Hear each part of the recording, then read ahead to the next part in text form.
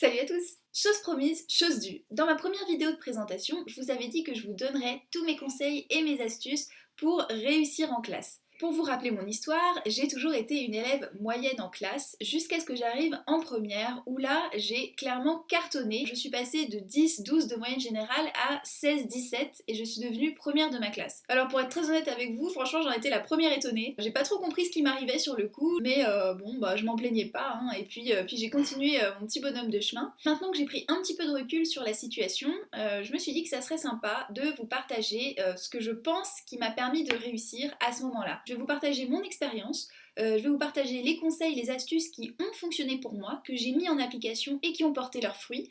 Et j'espère vraiment de tout cœur que ça marchera aussi pour vous. On a souvent tendance à penser que le cours ça sert à rien, on regarde sa montre avec l'envie que ça se termine au plus vite, et ça c'est une erreur. Bien suivre en cours c'est déjà avoir fait la moitié du travail. Prendre des notes impeccables et claires vous aideront à mieux travailler et mieux réviser une fois arrivé à la maison. Il faut aussi savoir profiter du professeur pour poser des questions, revenir sur quelque chose qu'on n'a pas compris, c'est super important. Et comme disait Einstein, pose ta question, tu seras idiot une seconde, ne la pose pas, tu seras idiot toute ta vie. Il faut pas hésiter à poser des questions, même si le professeur a l'impression que vous avez rien compris au cours et désespère ou que vos potes se moquent de vous, on s'en fiche. L'important c'est que vous ayez la réponse à votre question. Exploiter le temps du cours au maximum, c'est vraiment primordial.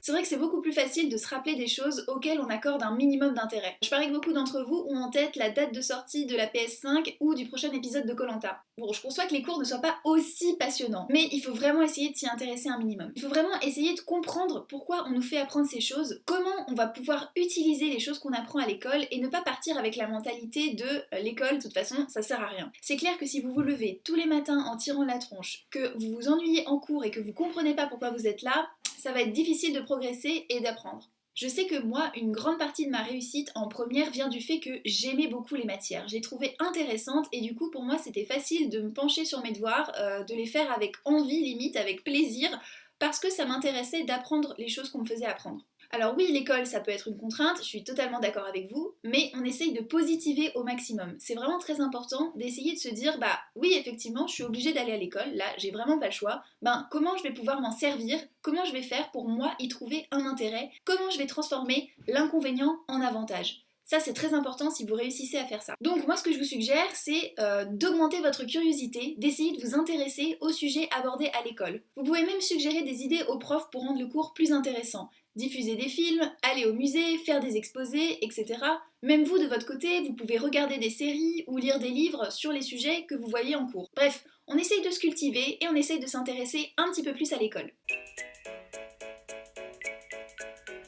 Alors on connaît tous le principe des fiches, on recopie son cours sur des papiers Bristol et on surligne ce qui est important. Mais comment réussir à identifier ce qui est important justement? Pour vous aider, les dates, les définitions, les calculs sont des choses importantes, des choses qu'on risque de vous demander en interro et qui du coup méritent de figurer sur vos fiches. On évite absolument les longues phrases qui prennent de la place et qui du coup risquent de vous faire perdre l'information importante. De même, on utilise des abréviations pour rendre ces fiches encore plus courtes. L'idée quand on fait une fiche, c'est vraiment de prendre son cours et de le presser comme quand on fait un jus de fruits. Un jus de pomme avec les pépins, c'est pas ouf. Pour les fiches, c'est la même chose. Une fiche avec des informations pas importantes, ça va pas vous aider à bien réviser. L'idée, c'est de réussir à synthétiser son cours pour n'en retirer que l'essentiel. Je vais vous donner un exemple pour vous aider à identifier les informations importantes et à les synthétiser dans une fiche. J'ai repris un chapitre d'histoire de seconde sur l'affirmation de l'État dans le Royaume de France. Je vais vous le lire parce que je le connais pas par cœur. Sur le plan commercial, il fallait davantage exporter qu'importer. Tout d'abord en développant les axes et les moyens de transport, réfection des principales routes, creusement de canaux, aménagement des ports maritimes, construction navale. Ensuite, par l'application d'un protectionnisme économique, en frappant les marchandises étrangères de lourdes taxes. En même temps, par la création de compagnies de commerce pour éviter de dépendre des compagnies étrangères, exemple Compagnie des Indes orientales et occidentales en 1664, du Nord en 1669, du Levant en 1670, qui accompagne la mise en valeur de colonies en Amérique, Antilles, Québec, Louisiane, puis le développement de comptoirs en Inde et d'escales dans l'océan Indien. Alors on va clairement pas ficher tout ça, on est d'accord. Une proposition de fichage pourrait être X supérieur à M, mon abréviation X pour exportation et M pour importation, donc exportation supérieure aux importations, 2 points. Et là, je mets 3 tirets, c'est-à-dire 3 bullet points pour définir mes 3 idées principales. Les exportations sont supérieures aux importations grâce à quoi? Grâce à, premier tiret, le développement des transports, et je redonne les exemples, canaux, routes, ports. Deuxième point, le protectionnisme économique, c'est-à-dire les taxes des produits étrangers, je remets la définition pour m'en rappeler. Troisième point, la création de compagnies de commerce, de comptoirs ou d'escales, je mets un seul exemple, les Indes orientales et occidentales en 1664 par exemple. Et dernier point, les colonies, et là encore je remets un exemple, Antilles. C'est tout de suite plus parlant quand même.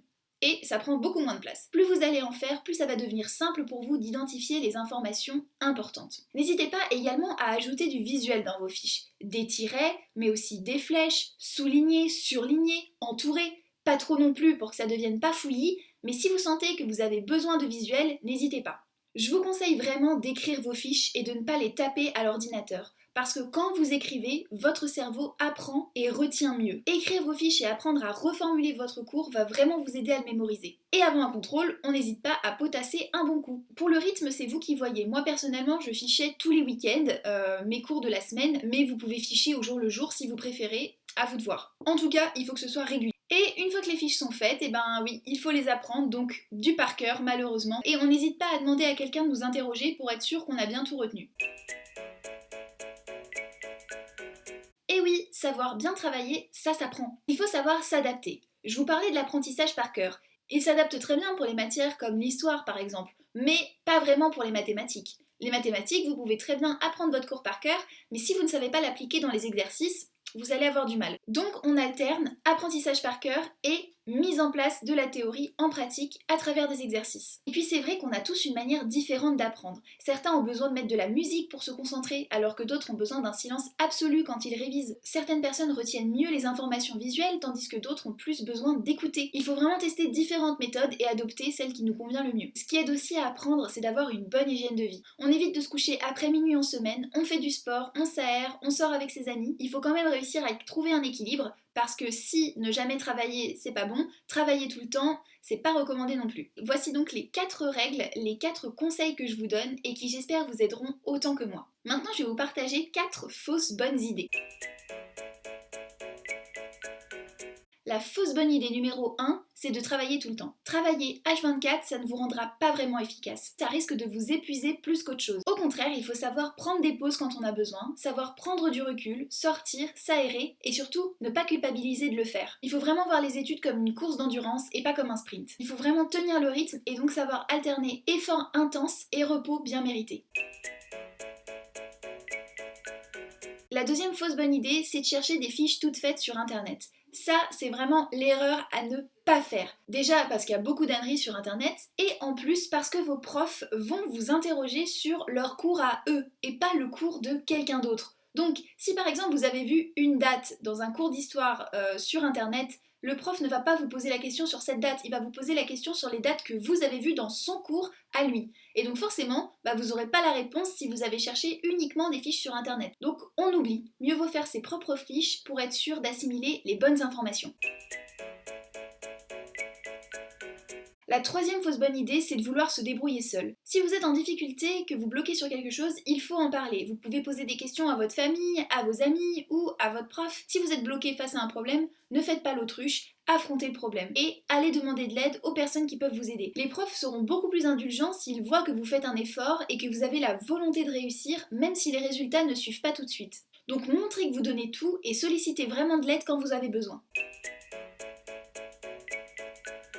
Et enfin, la quatrième fausse bonne idée, c'est d'abandonner trop vite. Comme je vous le disais au début de cette vidéo, vos efforts ne seront peut-être pas automatiquement récompensés. Si vous appliquez tous mes conseils, ça peut réussir, et dans ce cas, c'est vraiment top. Mais ça peut aussi prendre du temps avant de porter ses fruits. Ne vous découragez pas, les miracles sont rares et progresser, ça peut prendre du temps. Une transformation, ça ne se fait jamais en un jour. Peut-être que ma recette de la réussite ne sera pas la bonne pour vous. Dans ce cas-là, continuez d'essayer, de tester de nouvelles méthodes et trouvez votre combo magique personnel pour réussir vos études. Et déjà, tant que vous donnez le meilleur de vous-même, vous pouvez être très fiers de vous.